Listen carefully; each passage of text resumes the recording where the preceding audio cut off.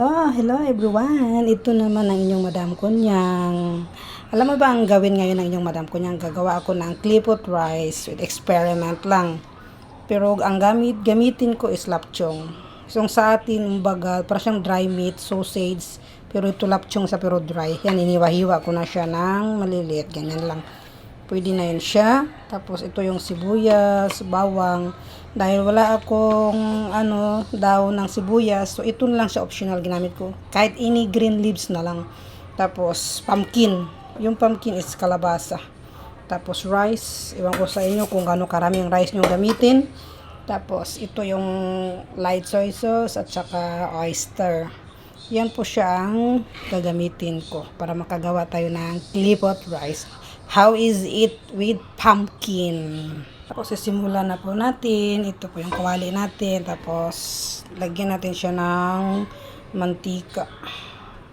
Bahala kayo gaano karaming mantika. Pwede damihan, pwede konti. Tapos ngayon sisindihan po natin siya.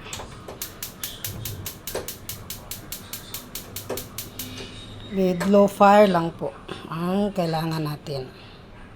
Yan. Habang painitin natin yung mantika, is lagyan po natin siya ng asin. Yan. Ganyan lang po siya. Habang painitin natin yung mantika. Habang pinapainit natin yung mantika natin, ay ngayon hugasan natin yung rice natin. Ito po yung rice. Kailangan po natin siyang hugasan.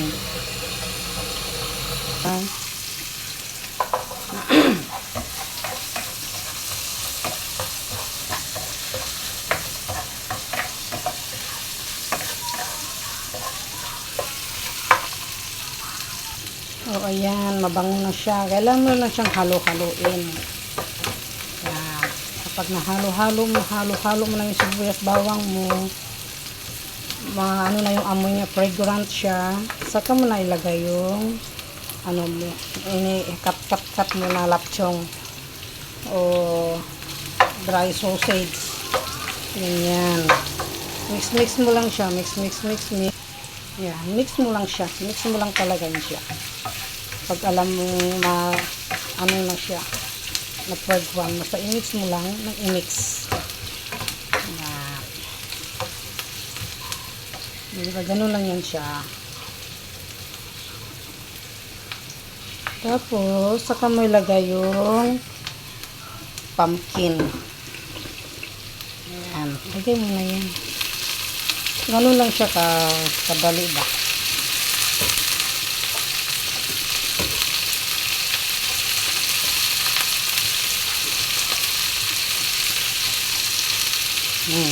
Diba? Ganun lang siya. Tapos, habang lagay mo siya ng black soy sauce. Ito po yung black soy sauce caramel. Ayan. Nandiyan na sila lahat. Saka may naman sila i-mix.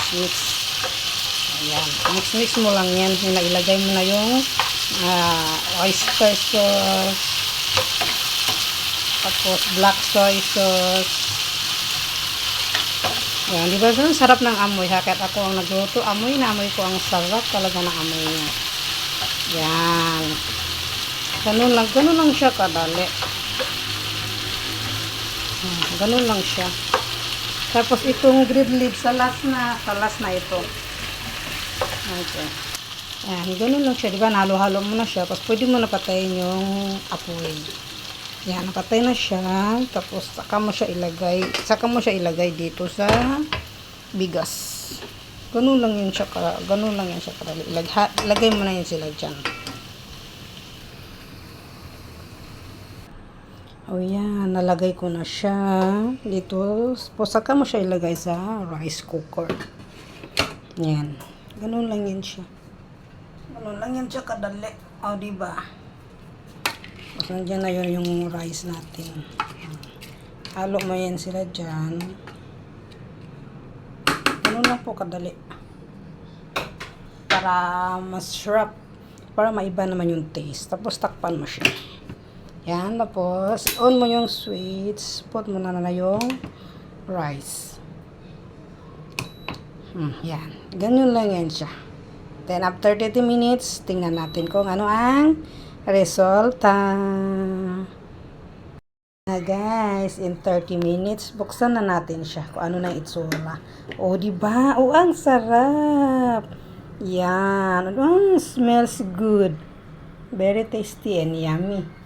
Tapos, ngayon, pwede na natin ilagay yung green leaves natin. Yan. Pwede mo na yun siya ilagay. Wala man tayong spring onion, so lagyan tayo siya ng any green leaf. Tapos mamaya kakain na, okay na siya. O diba? Ayan, sarap-sarap na niya. Para maiba naman yung lasa namin. Lagi na lang kami sa labas kumakain. Pwede naman gawin sa bahay, diba? Mas healthy pa sa bahay kasi natural lang siya. Saka alam mo, malinis siya. O diba? Ayan, charap-charap na. Oh, ayan na guys. Luto na. O, diba? Ang sarap na siya, oh. Luto na. Yun na yun. Pwede na natin, o, diba? Tama lang yung tubig na nilagay ko. Ganun yan siya. Yan. Kainan na. Yo, diba? Diba ang sarap? Arumang-arumang. Ang sarap ng amoy. Yan. Tapos kakain na tayo.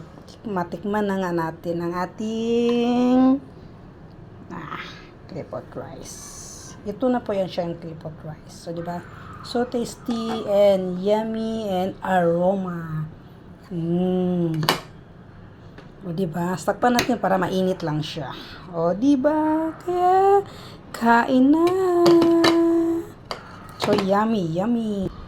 Ayan, kain na. O, see?